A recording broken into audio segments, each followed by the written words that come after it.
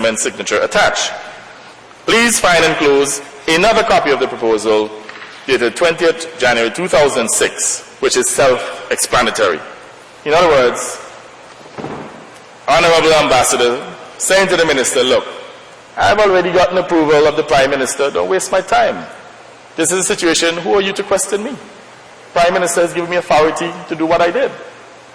Now, Madam Speaker, the Honorable Member for St. Philip South did not stop there.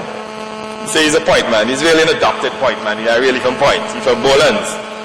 But in the true spirit, Madam Speaker, of a point man, the Honorable Member for St. Philip South decided, hey, I ain't stopping this. I'm not accepting this. You can't tell me as ambassador that the Prime Minister gave you the right to preside over this project when you have no expertise so to do, bypassing Public Works, the Minister, the Director of Public Works. The member over there said, no, this is not right. And you know what he did, Madam Speaker?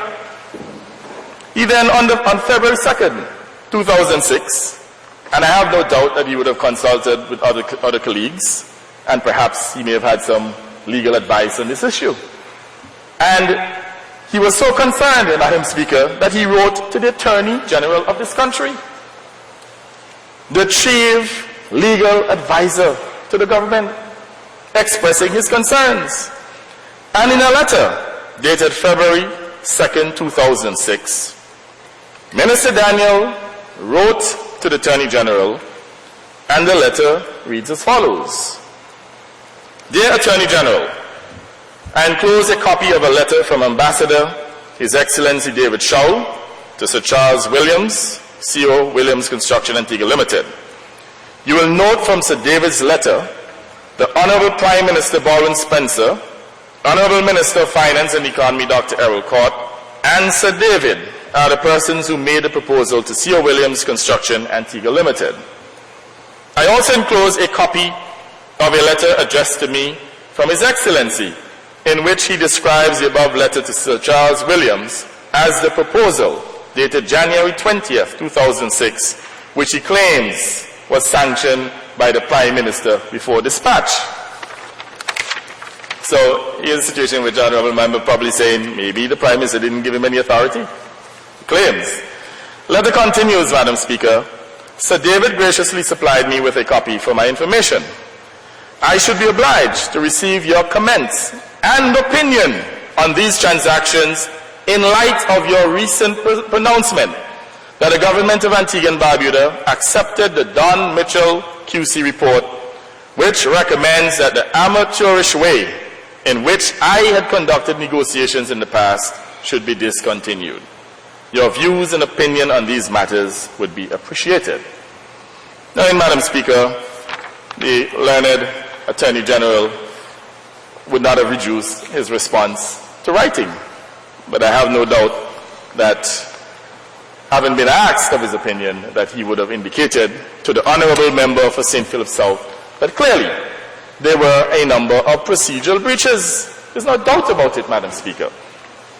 And whereas some may want to argue that these breaches were done in the interest of time, the bottom line is the government had more than sufficient time to ready itself for the CWC preparations.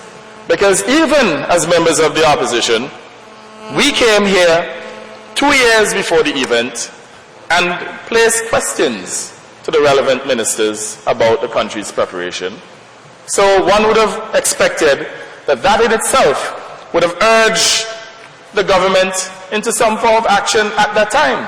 So for them to have waited last minute and say that they didn't have any time perhaps to go to tender and so on, so they had to negotiate with CO Williams on a bilateral basis, I want to say here that that is certainly unacceptable. And I hope when the members on the other side speak, that the relevant minister or ministers would indicate why is it that we did not have sufficient time to ensure that this particular process went through the normal route of public tendering. And I want to emphasize public tendering in opposed to selected tendering, in which they basically manage the process and give it to the person who they so, or group or firm who they so desire. Anyway, Madam Speaker, I'm sure that you would agree with me that having gotten those correspondences in which the Honourable Member for St. Philip South was extremely concerned, and I wouldn't say what things were said off the record, but the Honourable Member clearly from these letters was very, very concerned about the whole process of awarding the contract to C.O. Williams. Now, as members of the opposition, Madam Speaker, we have a responsibility, a duty, to ensure that there's good governance in this country. We have to police the state resources to make sure they're not extorted in any way. In fact, we are the ones who have the primary responsibility to ensure that there are proper checks and balances within the system, to ensure that they don't vacuum the treasury. So if the Honourable Member for St. Philip South at that time was so moved, you can imagine, Madam Speaker, on our side, we were even more concerned. Now, Madam Speaker, as I said to you, questions were actually put to various ministers on the other side, and they were conflicting in nature. So we then recognized that there's a problem. We then sought to get certain information, further details, further particulars from certain agencies of the government. We wrote to the Tenders Board, Madam Speaker. I personally wrote to the Tenders Board on 2 occasions. I've also had discussions with the chairperson of the Tenders Board, Ms. Lee. And up to date, Madam Speaker, the information that we requested certain information. Information covering the contracts that were awarded, the information as to whether or not they went through the tender process, and if so, what form of tendering, if it was selective or open tendering. We asked for information to include the scope of works, the bill of quantities, and, Madam Speaker, up to this day, we have not gotten information. In fact, at one point, Ms. Lee wrote back and said that the Tenders Board was unable to meet, and that when they next meet, they will give consideration to it. A one-liner. Total disrespect. And, Madam Speaker, the information that was sought was actually sought under the Freedom of Information Act, which was passed in this Honourable House under the UPP. You know, they have bragged time and time again about the trilogy of legislation. But, as they say, the true proof of the pudding is in the eating.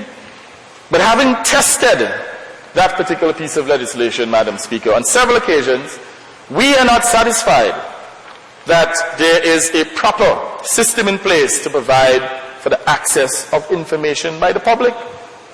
And that too itself is one of the failings within the system. That is one of the things that this resolution, as you may recognize, Madam Speaker, is asking the government to correct.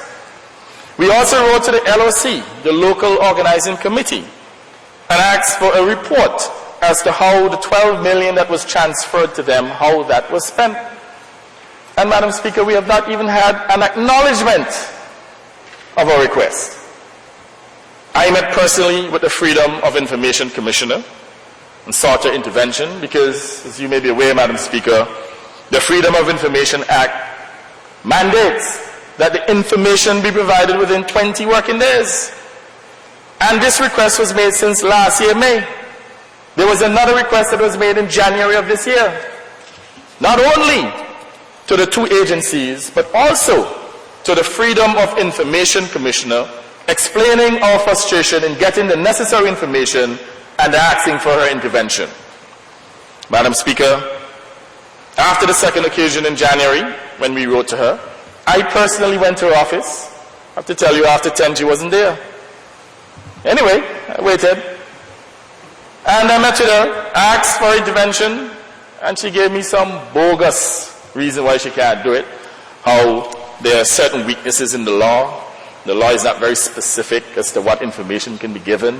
All sorts of nonsense, Madam Speaker. However, I said to her, notwithstanding that, we require you to test the system. Could you kindly write to the various agencies and ask them to provide information? And, Madam Speaker, up to this day, nothing has been done. So that when we speak to the governance framework that needs to be in place, this is one of the areas that we're saying that needs to be strengthened in order to have good governance in this country. It is not sufficient to pass a piece of legislation, have it dangling, have a few token officers in place, and at the same time, the